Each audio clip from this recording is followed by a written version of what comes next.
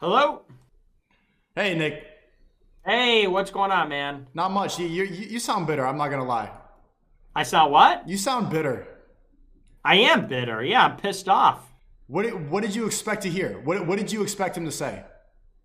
I expected him to go out there and talk about what's really happening, which is censorship, which He is... talked about censorship. I just think he wasn't as high energy as you wanted him to No, be. he didn't. He did not talk. When did he talk? What did he say about censorship? He was saying to people in here. He ended the speech was talking about how they censored me and it's a crazy time, and that I was yelling at my chat saying Rumble's gonna go up. He did touch on censorship.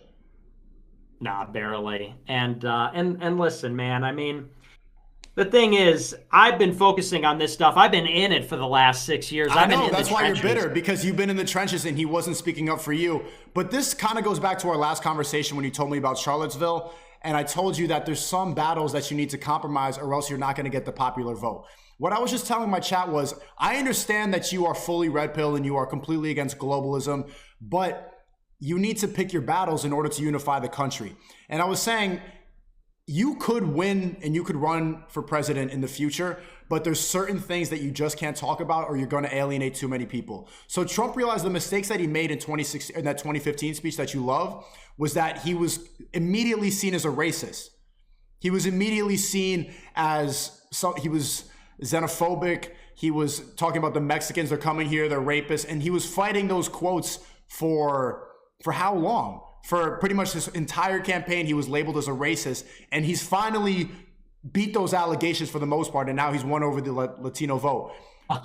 He has, and I'm in here, bro. The Cubans love him. They're here waving the flags, they're going along with their trucks. You do have to pick your battle. So I think he's just going in with a different game plan. In 2015, 2016, he was going in fully controversial. Let me talk about the globalists. Let me talk about the liberals. Let me talk about what's really going on. Let me be an independent. I'm going to be an outsider. I'm going to drain the swamp. And now he wants to win over the Republicans as well. I don't think that he changed up his ideology. He just realizes that he has a different battle that he's fighting now. He can't go as controversial as he did 7 years ago because you won't win. You're going to be completely censored. They're going to think that you're divisive. And right now, America needs somebody who is seen as inclusive, even if they're not really that. It's a lot about optics, and I think you're so far down the rabbit hole. You were there on a no-fly list. You're talking about how the FBI was investigating you. You were at January 6th. Of course he's not going to talk about January 6th. I was telling my chat that I wanted him to talk about the vaccines. Of course he's not going to be controversial. This was the first announcement speech. But you got to realize the difference in that speech from 2015 was he was first announced. It was Trump is going from a reality TV star businessman to a politician. A completely different speech. He needs to grab headlines. He has the headlines. He's been the president. Whether you like it or not, you're saying that you wanted to be an outsider. He's already been the president. He's on the inside now. It's a different battle. Well, here's the thing. I mean, first of all, I totally disagree with you about the so-called divisiveness, and even as far as the optics goes, that's an expression I used to use. To me, optics is looking right. Optics is having a good presentation and looking competent. Optics does not mean completely compromising and completely conceding. And the thing is, He didn't. well, thinking that look, in because you're so far 2016, down the hang rabbit on, hole. hang on, Oh, yeah, go, I'll let you go. So in 2016, he actually won. And in 2016, he won a crushing victory against every Republican in the country. Rubio, Cruz, Kasich, every walk of life, no matter how popular, no matter how much money or the dynastic effect, he beat them all. Like, he single-handedly consolidated the party and became the most popular Republican literally ever in the history of America, statistically. And then, for the first time in 30 years as a Republican, he won Michigan, Wisconsin, and Pennsylvania. So, because what you're saying is very conventional wisdom in the Republican Party. This was the idea in 2008. In 2008, it was McCain and Sarah Palin. And Sarah Palin, the Republicans hated because they said she's crazy and she comes across like a total rube. But you know what? John McCain didn't turn conservatives out. Conservatives didn't show up for him in 2008, and he got killed. If anything, the only reason people did turn out was for Palin. The base of the Republican Party liked Palin. They hated McCain. But they lost because McCain was at the top of the ticket. In 12, Romney ran the same way, and Romney ran saying, I'm going to be like a moderate conservative. I'm not going to offend anybody. And guess what? They still demonized him because of ridiculous things. They asked him in a debate, they said, you know, what do you say about the fact that we want to have female representation in government? And he said, well, I did that as governor of Massachusetts. I said, bring me women applicants, and they brought me binders full of female applicants, binders full of women. Yeah. And for weeks, they were like, he said binders full of women. He thinks women are just pieces of paper. So even though he was like as uncontroversial, he's a Mormon, he drinks milk. He was as uncontroversial as it gets, and they still demonized him, and he lost too. Trump ran in 2016, and every time that he said something controversial, like illegals or rapists or ban Muslims or whatever, he just kept going up. And the point is, it doesn't mean controversial equals effective, because that's not true. It means that you have to play a game that is not rigged.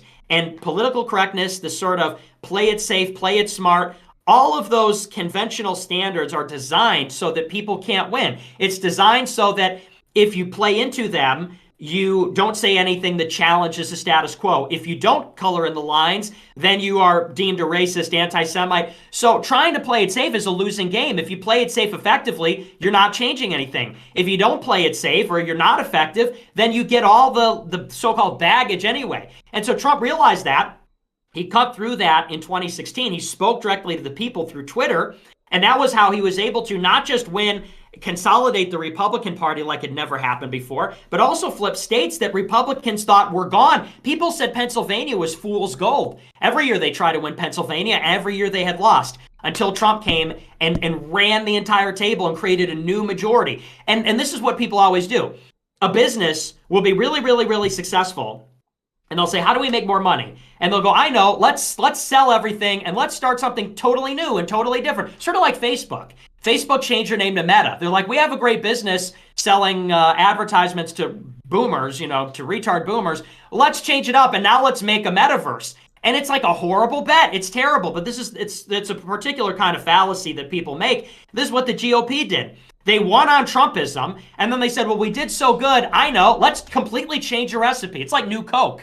Coke and Pepsi were battling in the 80s and 90s, and Coke was at its pinnacle, kicking Pepsi's ass, and they said, I know, let's change the flavor. Let's completely change our flavor, and we'll call it New Coke, and people fucking hated it, and they quickly reversed course. And that's sort of what Trump is doing. This is like new Coke. It's like, hey, remember how everyone got excited and we won and it was totally awesome? Well, what if I was like Paul Ryan? What if I was like all those guys that lost? What if we changed all the fundamental attributes to try and gain a marginal little bit more? And like that's the kind of thinking strategically and particularly for this political context, which is completely flawed. But it's a different method. You're talking about Romney and you're talking about McCain, people who weren't already the president. See, the thing is, Trump already has that controversial public appearance. Everybody thinks that he's a racist. The normies, I think that you're too far down this rabbit hole in what you believe in, and you're not thinking about how the average person perceives Trump right now or what the average American really wants to hear. So he already did that. He's already won. He's already been the president.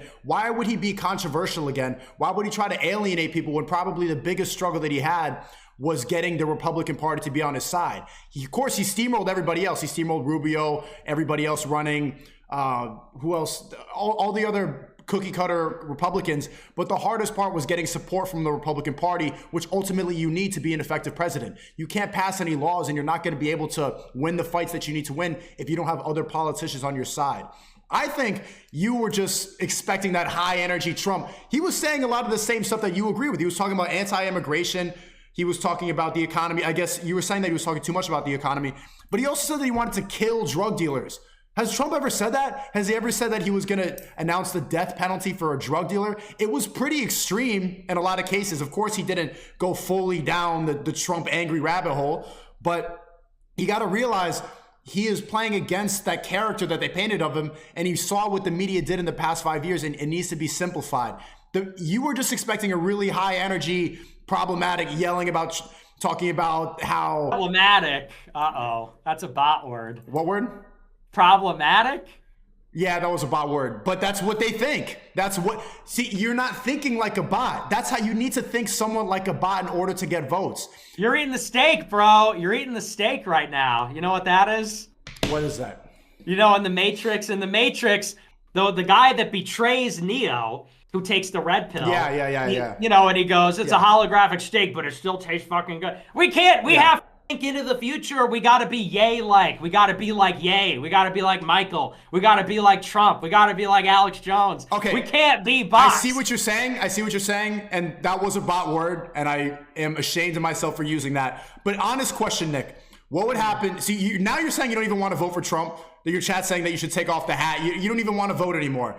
What would happen if you ran right now? Well, I can't run. I'm not 35. In a hypothetical war, if say you are 35 and say you run based on what you talk about, you talk about race realism, you talk about anti-immigration, you talk about Christian, you go fully down, you talk about globalism, you talk about Israel, you talk about China, and you offend everybody, you don't give a fuck. What's gonna happen? Oh.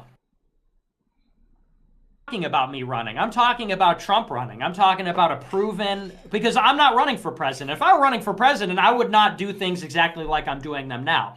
But Trump is, and Trump did before. And him becoming president didn't change anything about that fundamental equation. And here's, I think, maybe your issue is Trump won, and that was a decisive victory in the consciousness, because they said he can't win. He's got a 3% chance. It's not. You remember that compilation when they said, Joy Reid, he can never win. He's a Huffington Post. He's got 3% chance.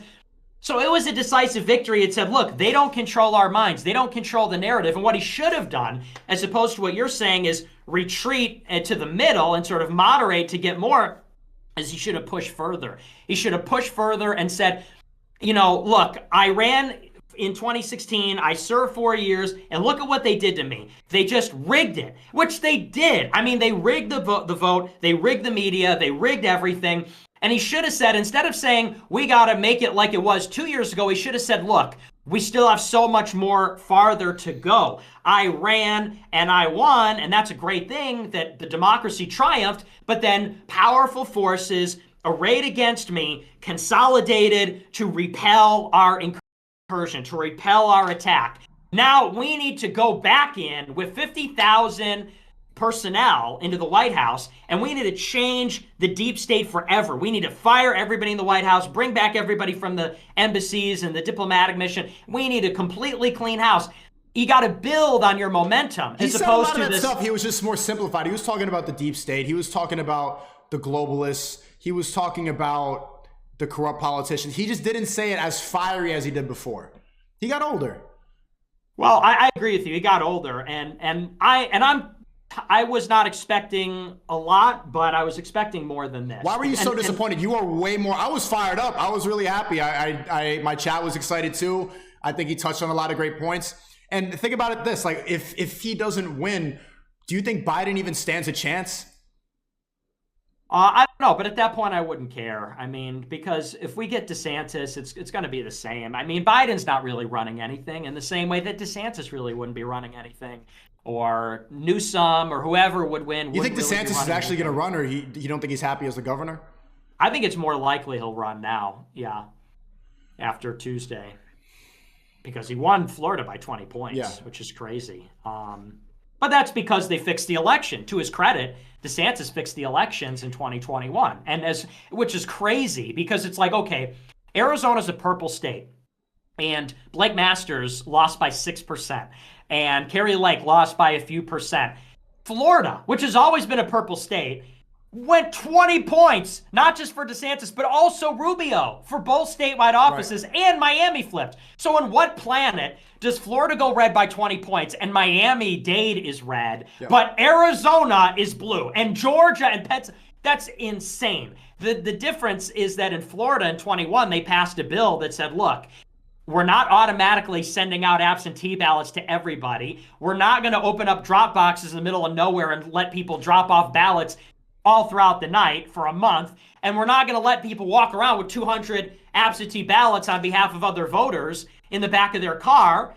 So they basically reversed everything that happened in 2020 with regards to how COVID and how representatives changed the election laws because of COVID. And as a result, Republican landslide. And it wasn't just DeSantis, because Rubio got the same numbers. Everyone says, oh, it's DeSantis. Well, Rubio's shit. And he won by 17 points, so go figure. So he's copying the same method that that got them all those points. DeSantis is a moderate Republican. DeSantis is all about signing laws. He's not a controversial person. He's not in the media picking fights. He's not yelling out insults. He's not saying things that people are going to construe as racist. He's just somebody that people can look up to. He's not problematic. He's not, that's what the word is. He's not problematic. He's a likable guy. And Trump is trying to adopt the same method, especially after being labeled as a crazy conservative. I genuinely think, and I want to hear what you think about this, I genuinely think he's saying the same things that you want to hear, but he just did not say it with as much energy. Well, and here's what I'll say about that. I know what you're saying, and I don't entirely disagree with that, because there were a lot of things in there that he said. But it's very important, not just what you say, but what you don't say. Because as far as policy, it's not very, because when you think about it, Trump was not really on board with us in 2016. You know, like Trump never said he was against legal immigration, ever. He said, we're going to build a wall and put a big, beautiful door in the wall and people can come in legally. You know, so Trump wasn't even against legal immigration in 2016. And Trump was very heavy on the economy and trade in 2016 as well. So the substance wasn't totally different. My problem is not so much what was said, but what was left out. And what was left out? January 6th and the election fraud? Well, election fraud, the 6th. And even in terms of time, he talked about the DOJ and the FBI, but it paled in comparison to how much he talked about Ukraine, or how much he talked about Biden being a retard, or how much he talked about how we're going to deregulate and make ourselves energy independent. And these kinds of things matter because a president can only do so much, and the focus matters tremendously. The bureaucracy is like an aircraft carrier. You can only change it by very slight degrees. And most things in the executive branch are determined at the very lowest levels by bureaucrats. The things that the president accomplishes are his big initiatives that he wakes up every day and pushes his cabinet members and his guys every day. And so if that's not a big part of the speech, if that's not a big part of the platform, it simply will not be done in the administration. So there was no big picture. There was no big vision. There was no big push for the kind of anti-corruption measures you would need to see to change the country. If he just gets in there and cuts the taxes, deregulates, it's going to be deja vu all over again. He'll be in there for 4 years. Economy will be good. That's great. Energy independent, great. Rebuild the military, great. But then it's going to be impossible for Republicans to win ever again. Democrats get back in 28. The cycle continues. So it's got to be a truly revolutionary change that occurs in this election, or else I don't think it's But ever going to happen. who's going to be that revolutionary? Is it even possible that? See, that's why you have a defeatist attitude, and you should just accept what you got in front of you. Trump will win. I think this method is going to make him win. Calling Biden the sleepy idiot, saying that he's low energy, and talking about immigration and talking about the economy, how making money for a lot of people, not coming off as racist, not coming off as a crazy, loud Hitler comparison guy. If he comes in more moderate and he sticks to what is working, which is money, closing the borders, talking about fentanyl, then he will win. But that guy that you really expect to go and shake the room was Trump in 2016, and you saw what happened. They impeached him. You saw what happened to you as a result. Maybe you just have to accept the fact that it's not that possible to really shake it up, because if anybody was going to do it, it would have been Trump in 2016. So you need to lower your expectations and be happy that he's probably going to win. I'm not even sure if DeSantis will run, and Biden will not win. Biden's not going to get reelected with debating Trump. It's just not going to happen. So compromise a little bit. Maybe all the expectations you have, they're not realistic right now.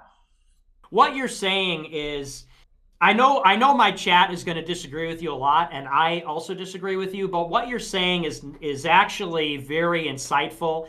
This is something that Curtis Yarvin talks a lot about, who I don't particularly like him specifically, but he calls this the clear pill. And what you're saying is a lot more insightful than maybe how it comes across. Because there's a difference between saying, like, oh, Trump is problematic, and saying, well, we have to resign ourselves to the fact that power is very powerful. The entrenched interests in America are very powerful, and there just isn't, maybe radical change isn't on the menu right now, and it may not be for a long time. And I actually don't think that's actually a terrible opinion. I think you may be right about that. And here's what I'll say. Here's where I would kind of meet you in the middle.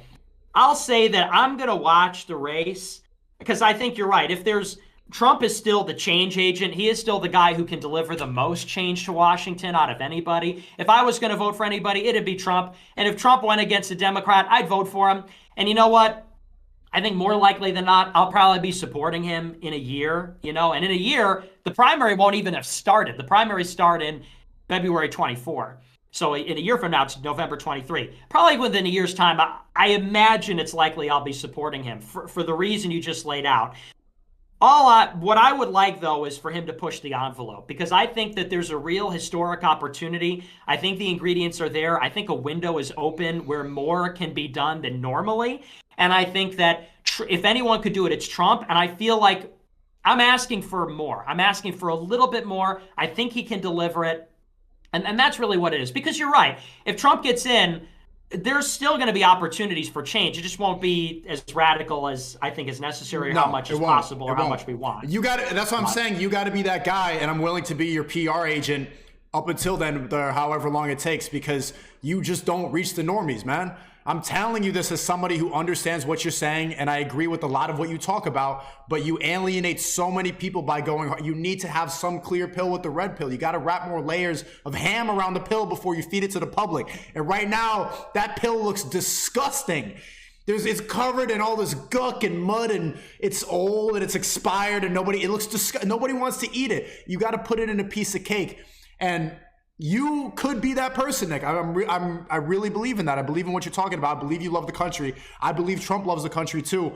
But there's a lot of compromises that need to be made, and you cannot be extremely radical. And somebody in my chat said that there were a lot of fence sitters in 2016, and they didn't vote for him because they didn't agree with this rhetoric. And so he needs a reason to get those fence sitters and the people who thought he was a racist or thought he was too stupid, or they took a lot of quotes, and a lot of people these regular people who like live in the suburbs and have a normal life, they would never vote for Trump because he's way too wild and crazy. He needs to tap into that audience. You got to lap more layers of ham around your pill. Well, let me play devil's advocate. Let me know what you think about this, because this is sort of what guides my philosophy. We live in a democracy, we operate in a democracy, and we also operate in a capitalist system. And what that means is that we think in terms of mass consumption. We think about an election, we think about retail politics. We think about power, we think about elections. We think about elections, we think about average. We think about an ignorant voter, a low information voter. We think about what is going to appeal to a general massive audience, meaning millions, hundreds of millions of people, and the lowest common denominator. We also think in those terms because of capitalism. We think about what's marketable and how people are voting, in a sense, with their money, how they make their purchases and how they're influenced by media or advertising. Things have to be inoffensive to appeal to the most people, to sell the most, get the most votes. But because I'm a reactionary, my view on it is a little bit different. And what I think is that you're right that elections are won by majorities, and companies are made by volume and volume of sales. But I think that revolutions and revolutionary change and excellence and visions come to excellent people, come to the top 20% of people. And so my message is not for the 70% and the bottom 10%. It's for the top 20%. It's for people like you who get it. It's for people, because I actually think you're a bright guy. I know we don't agree on everything. I hate that you talk to Destiny and you don't agree with him, and his followers go, SNEAKO's an idiot. You don't agree with them for 10 seconds and they say, you're a fucking dumb shit. It is what it is. And it's like, and you disagree with me. I actually think you're a very insightful person. And the things you're saying, our conversations have been raging in politics for 20 years. My mentality on it is, I'm trying to reach a small cult-like following of very exceptional people who are vigorous and energetic, and maybe not 100 million people, but maybe 10,000 people who are going to go out into the world in different areas, whether it's people like you or people in finance, people in government, or wherever, and they are going to deliver the revolution because they're making decisions. Your average person may have a vote, and there may be 100 of them with votes, but that's all they have is their vote. And then they go and they do what someone else tells them for work, and they do what someone else tells them somewhere else. Who tells them what to do? Bosses, people on TV, people in media, people in government. So I'm trying to reach the bosses. I'm not trying to reach the followers. I'm trying to reach the leaders. And maybe I won't be the leader. Maybe I will be. There you go. But So does you saying that, do you see why you are being too reactionary by getting that disappointed and saying that you're not going to vote for Trump and really denouncing the whole thing in general? If you admit that your ideologies are only for a specific demographic of people, then you need to realize what Trump is doing with that announcement speech. It's a different method. It's not a cozy TV stream. It's talking to the American people with something like 400,000 live people on Rumble. Trump was doing something similar in 16, because the Trump victory in 16 wasn't delivered by the people. It was delivered by, well, it was delivered by him, and it was delivered by people on Twitter who were interpreting his message and carrying his message, because there were people in 16 like you now who were saying Trump just lost. He said that, you can't say that. And then you had this class of people like Scott Adams or Cernovich or Posobiec or Bannon or Jones who came out and said, no, listen to what he's saying. It actually makes a lot of sense. Actually, this. Actually, if you look at it this way, he's right. The facts show that he's right, and so on. And so I think that it has this cascading effect. I think that's actually the only way, because if you don't have an inspiring message, look at who, it's like flies to shit. The people that are attracted to the current Trump are just grifters. The people that are surrounding Trump and that have buried Trump are grifters that just want to make money and want influence, want to work in the West Wing, instead of diehard loyalists who are going to kill, rape, and die and steal. Not literally, of course, I'm against those things. But, they're going to do whatever it takes to deliver a victory for him and for his ideas. And so that's why I think that you... Rape is crazy, Nick. Rape is a crazy level of dedication to Trump. Well, and the last point is this. You're right. You have to be strategic. No disagreements. You have to be strategic. You have to be tactical. You have to be tactful. The compromise I'll never make is I'll never lie.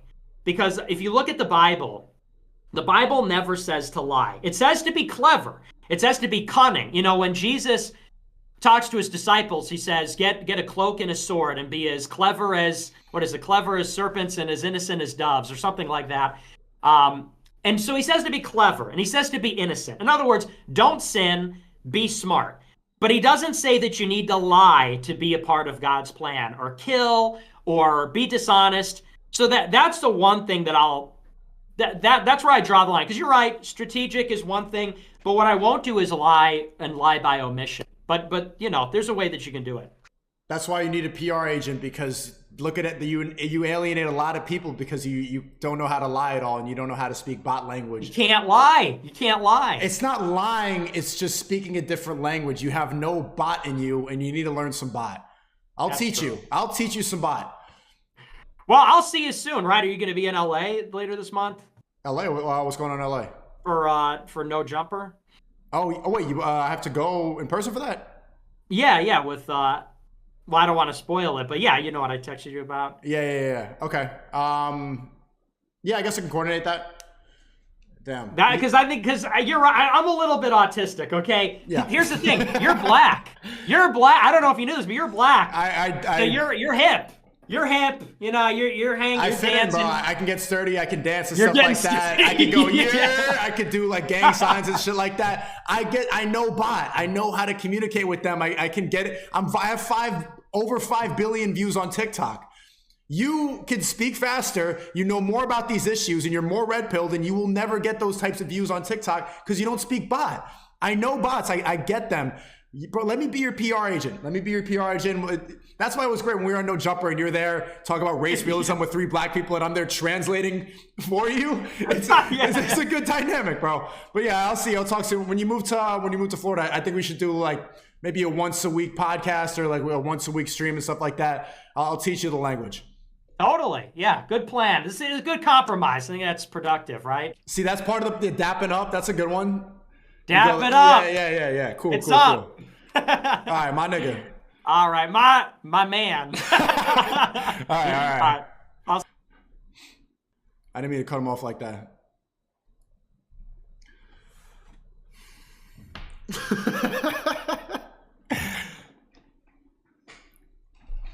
L gangs, yeah, I know what I'm saying, bro, but you got to get sturdy once in a while. You see what I'm saying? Bomboka! Because, and here's the thing. I know that I've taken a very different track, generally, in late All right, yeah, no, and he's feeling better now. He's less bitter than he was before. He's got that next smile on his face. I love black people. There we go.